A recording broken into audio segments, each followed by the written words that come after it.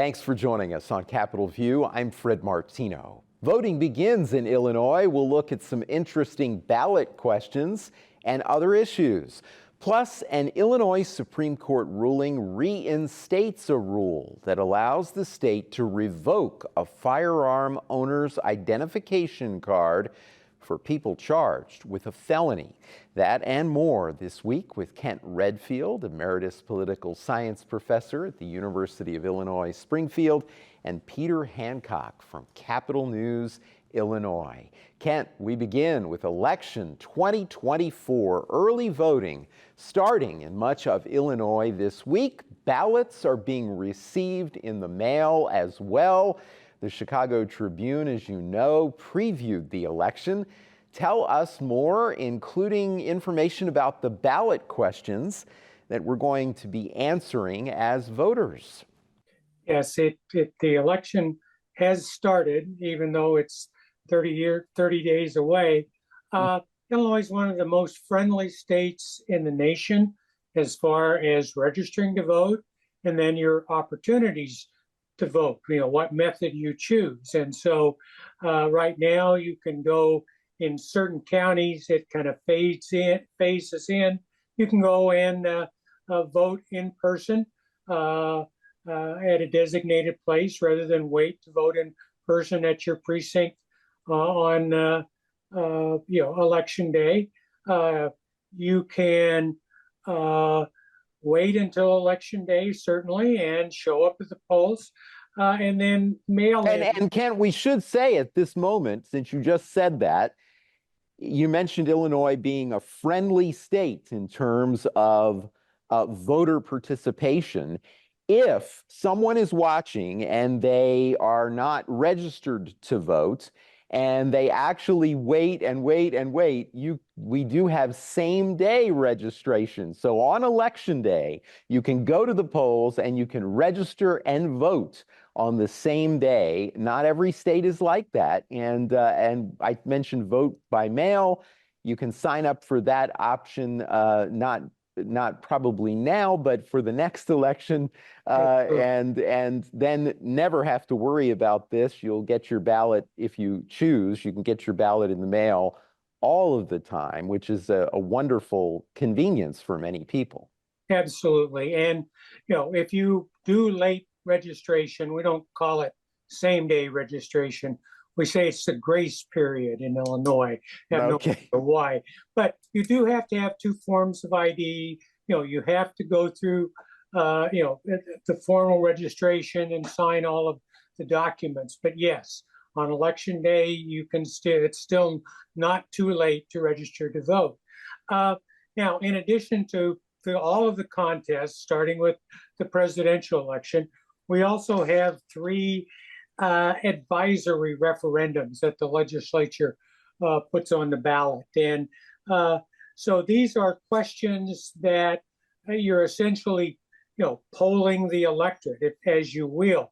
They, some of this is just kind of feel good, position taking kind of activity. Some of it is really kind of testing the temperature. And then there's all this situation where the Constitution limits the number of questions you can put before the public. So if you've got something coming and you're in the Democratic majority, you see something coming you might not like to be on the ballot through an initiative, you can put three other questions on the ballot and freeze everything out. So voters are going to ask if they think we should have civil penalties for people who interfere with elections, which again, maybe to a certain extent kind of repassing the statutes, but that's one of the questions. The second one looks at whether or not we should have essentially a surcharge on people who make more than $1 million to generate some extra money. This would require a constitutional amendment. And, it has not been that long since we turned down a constitutional amendment for allowing a graduate income tax by getting rid of the flat tax. This is probably, from a public finance standpoint, this is not the best way to go to get around the flat tax, but it would require a constitutional amendment.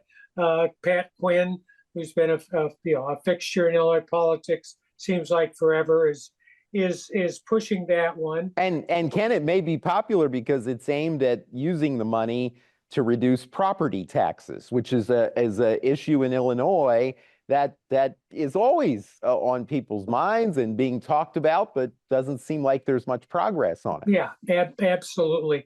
The last one has to do with essentially asking whether we should place all of the various laws that we have supporting reproductive freedom, in the Constitution. We have not done that yet.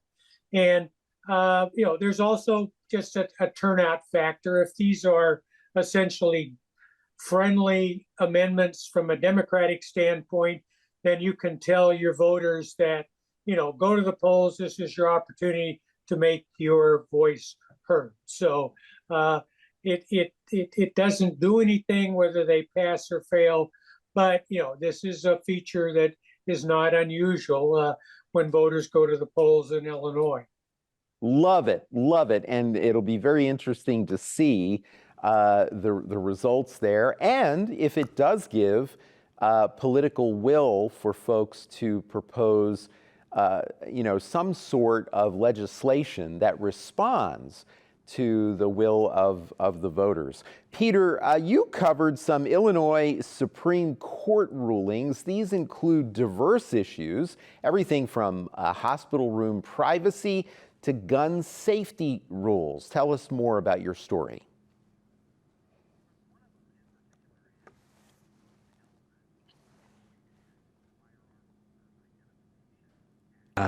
The act that requires you to carry a FOID card.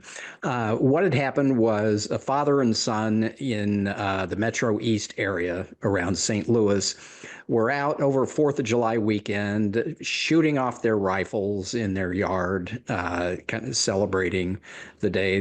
I don't know if there was alcohol being consumed or whatever, but it seemed to be pretty festive, and some people complained. And they were cited for a felony charge of illegal discharge of their firearms.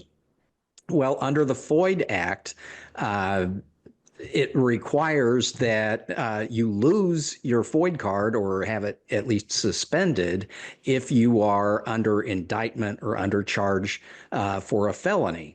And that stems from a federal law that says people under indictment for certain felonies are not allowed to own or possess firearms.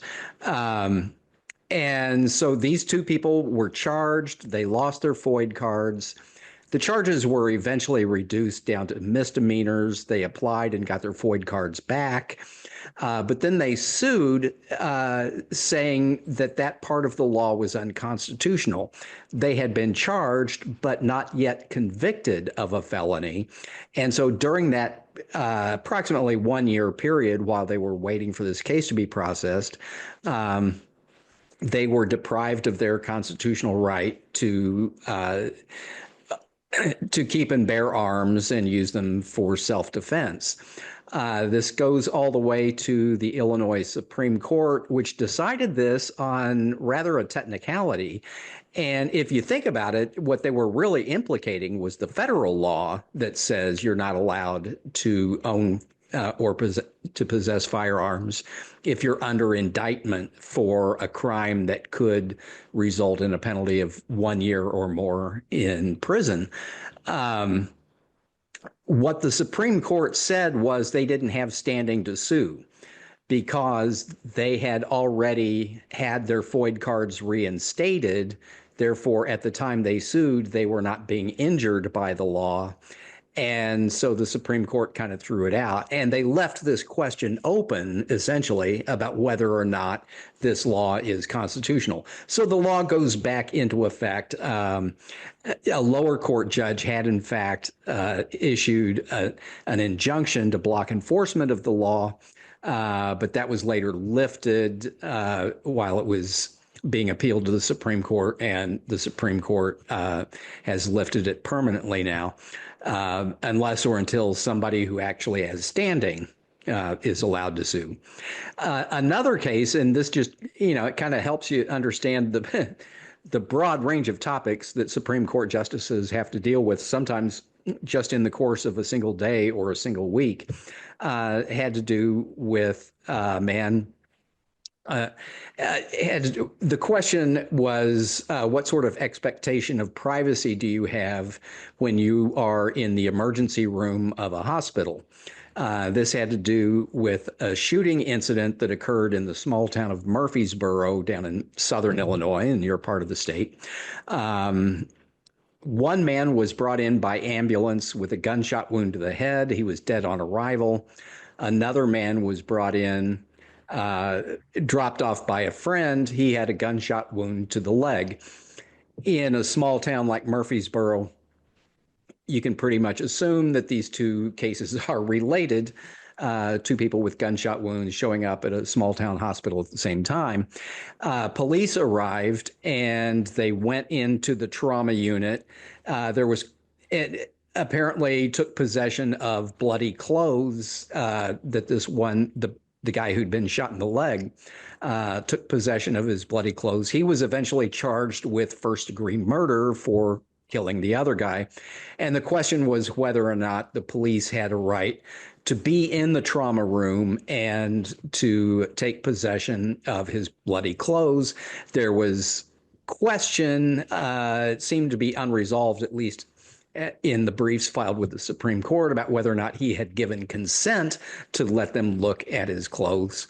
Anyway, the upshot of it was that the Illinois Supreme Court, in line with a lot of other both state and federal courts, have said that when you are in the emergency room of a hospital or you're admitted to a hospital, you basically have the same expectation of privacy that you would have if you were in a hotel room that you had rented, which is to say that police need to have a warrant before they come in and start searching.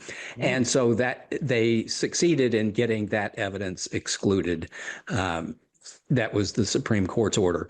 So anyway, long way of saying you do have some right of privacy if you're in a hospital, even a publicly owned hospital, apparently regardless of how you were brought in.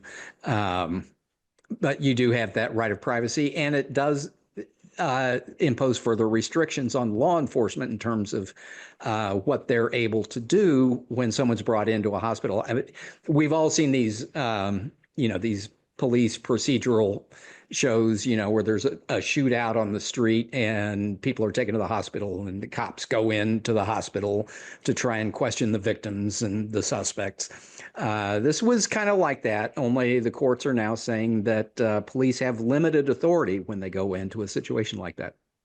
Very interesting case, and had very consequential as well. Ken, an investigation co-authored by the Chicago Tribune looked at surveillance cameras in Chicago. I understand that it found those cameras were not very effective. Tell us more. Yeah, this is a really interesting investigation.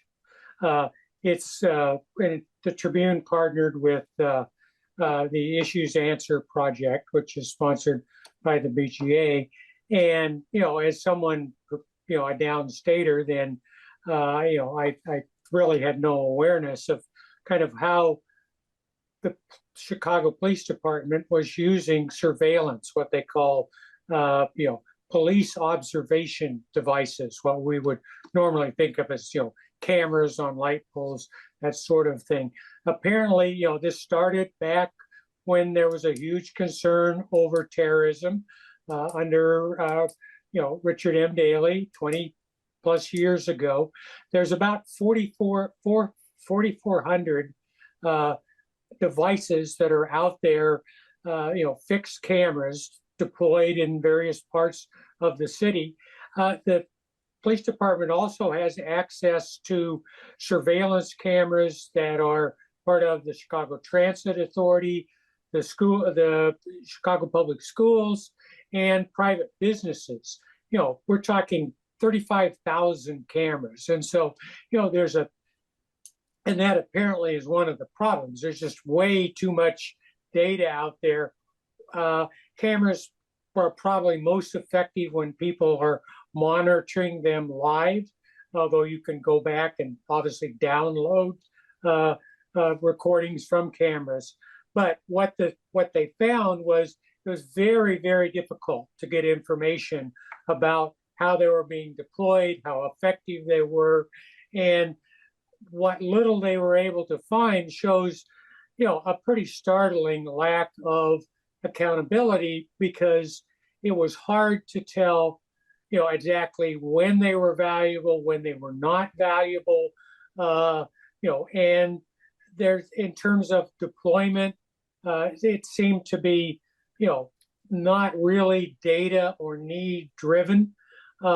We had places where there were lots of cameras in areas with low crime, no cameras in other areas with crime. There were surveillance issues. There's apparently one community that, through their alderman, has resisted any kind of these devices in their neighborhood because they're concerned about surveillance. And so, it's very, very uneven. That was what was, particularly troubling is, you spent $280 at least $1 million in the last 20 years, probably twice as much money on this as the very controversial, shot spotter technology that the city council has been arguing about.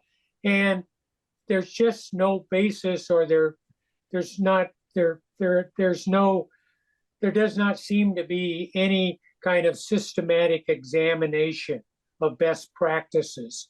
And that's very really concerning, troubling, especially with that amount of money. So very important investigation. And we'll see, maybe it will lead to some changes in terms of where cameras are placed, and then how long that data is stored, and is it used? Is it effective in the future? So very interesting reporting on that, and glad to see it for sure.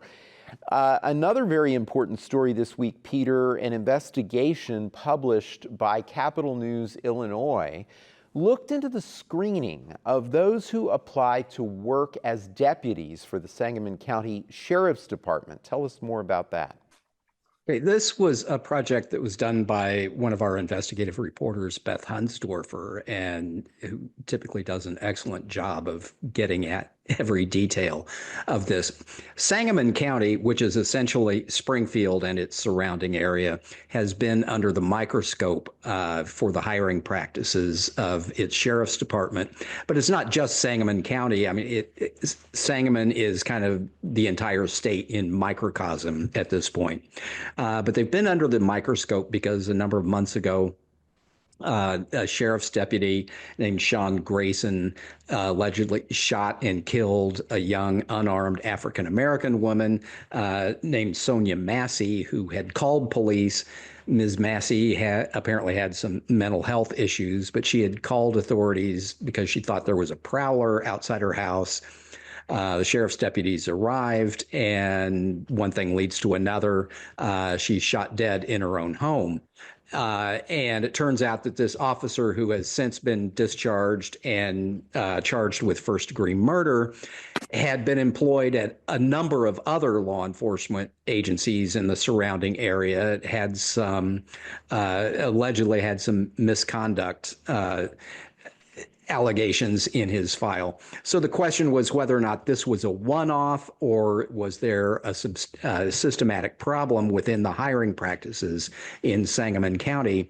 The sheriff, under pressure because of that incident, Jack Campbell, has since resigned and has been replaced. This had Beth's investigation found that as recently as earlier this year, there was another case where an officer was hired despite the fact that just a few weeks before his hiring had been involved in a single vehicle DUI accident, was apparently very intoxicated at the time of the accident, but was hired nonetheless. And one of the things we found was that you can be, there are very few qualifications for being a sheriff's deputy written into law. You have to be 21 years of age, you have to pass a written test, and you have to have not been convicted of certain felonies or disqualifying misdemeanors. Other than that, under the law, you're allowed to be hired as a sheriff's deputy. Of course, you have to go, there are training requirements, and I imagine each individual county sheriff has, their own standards. But this has been an issue legislatively, going back to the killing of George Floyd in 2020 and the social upheaval that occurred out of that. The Legislative Black Caucus, largely in response to that, came in with this broad-based social justice reform package that was considered during a special session in 2021. And among the many things that they looked at were the qualifications for law enforcement, what can be used to have them discharged, can they be discharged for misconduct, whether or not misconduct allegations can be made public.